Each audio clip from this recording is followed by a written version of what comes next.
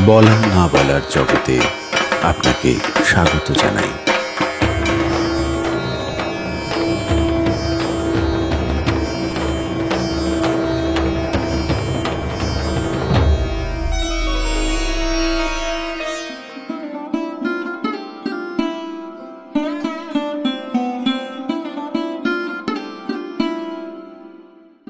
আমরা যাদেরকে রাজা বলি, প্রকৃতপক্ষে তারা কিন্তু রাজা ছিলেন না।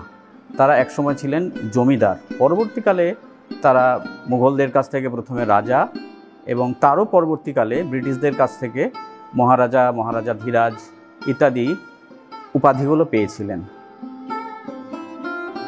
প্রথমেই তারা ব্যবসার সূত্রে বর্ধমানে এসেছিলেন এবং বসতি স্থাপন করেছিলেন বর্ধমান শহর থেকে প্রায় 10 কিলোমিটার দূরে একটি গ্রামে, সেটির নাম হচ্ছে বৈকুণ্ঠপুর। সেখানেই তাদের জমিদারির সূত্রপাত ঘটে। বৈকুণ্ঠপুর থেকে প্রথমে তাদের বাস উঠিয়ে বর্ধমান শহরের কাঞ্চননগরে নিয়ে আসেন কীর্তিচাঁদ। তাঁর সময় পর্বটা 1702 থেকে 1740 খ্রিস্টাব্দ। তাঁরই পুত্র চিত্রসেন রায় প্রথম মুঘলদের কাছ থেকে 1939 সাল নাগাদ রাজা উপাধি পেয়েছিলেন। তার মানে বর্ধমানের রাজপরিবার বলতে আমরা যাদের বুঝি, সেখানেই তাদের সূত্রপাত ঘটে।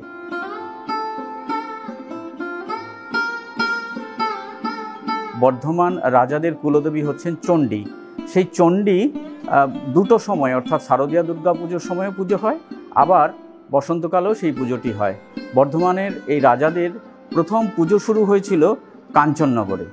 এখন কবে শুরু হয়েছিল সেটা সঠিকভাবে ঠিক বলা যায় না, তবে সেখান থেকে আবার এই আমরা এখন যেখানে বর্ধমান রাজবাড়িতে রয়েছি, এই রাজবাড়ি শুরু করেছিলেন বা তৈরি করেছিলেন মহাতাব চাঁদ। এই বাড়ি তৈরি হয়েছিল 1849 থেকে 51 সময় পর্বে। মহাতাব চাঁদের আমলে পুজোটাও খুব জাঁকজমক সহকারে হতো। তারপর থেকে বিজয় চাঁদ, উদয় চাঁদ, ওনাদের আমল অবধি হয়েছে। তারপর কনয় চাঁদের আমল থেকে আস্তে আস্তে কমে এসেছে। আমাদের পটেশ্বরীর দুর্গা দালান আগে ছিল এবং সেখানে আমাদের জাঁকজমক সহকারে পুজো হতো এবং দূর থেকে লোক আসতো, যেহেতু আমাদের রাজবাড়ির পুজো।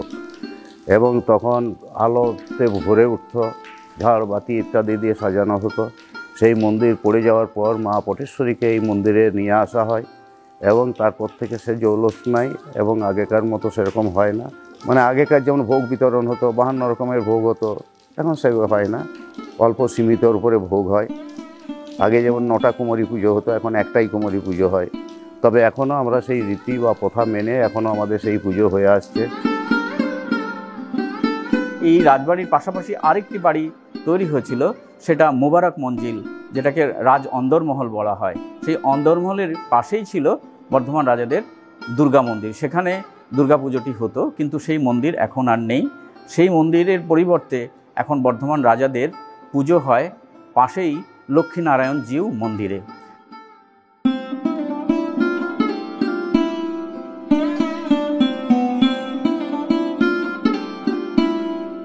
এখন লক্ষ্মীনারায়ণজিউ মন্দিরে আসলে দুটি পুজো হয়।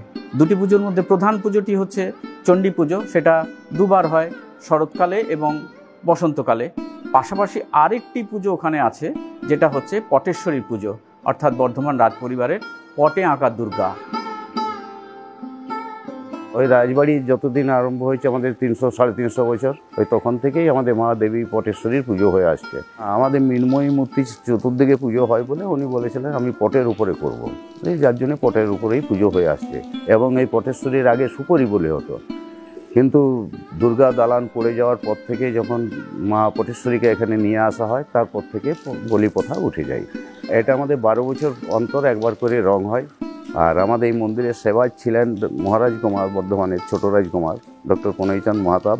উনি মাস 4 আগে মারা গেছেন এবং ওনার স্ত্রী যিনি আছেন মিসেস নন্দিনী মহাতাব, উনি এখন পরিচালনা করেন।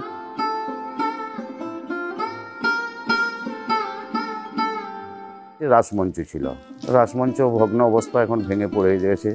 এই গেটের বাইরে আমাদের নহবতখানা ছিল, নহবতখানাও ভেঙে গেছে। আর এই যে মন্দিরের উপরে যে ঘুলগুলিগুলো আছে কাঠের, এই রাজবাড়ির ফ্যামিলিরা এখানে যখন সাংস্কৃতিক কোনো অনুষ্ঠান হতো, ওখান থেকে ওনারা দেখতেন, ওনাদের কেউ মুখ দেখতে পেতেন না। এখানে আমাদের এই মন্দিরে এছাড়া আমাদের ঝুলন, জন্মাষ্টমী, রথ ইত্যাদি আমাদের উৎসব হয় এবং বহুত ভিড়ও হয় এখানে। মেলা বসে, লোকজন আসে।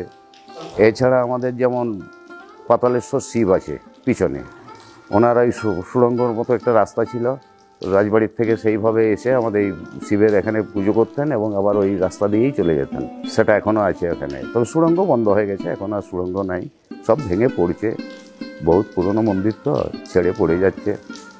অর্থাৎ ওই যে জবের বীজ ফেলে তার মধ্যে ঘট বসানো, এই রীতিটা এখানে চালু রয়েছে। আরেকটা বিষয়, এখানে বর্ধমান রাজাদের পুজোর মূল বিশেষত্ব হচ্ছে যে এখানে কোনো শঙ্খধ্বনি হয় না। বলা না বলার জগতে এমন নানা কাহিনীর হদিশ থাকছে।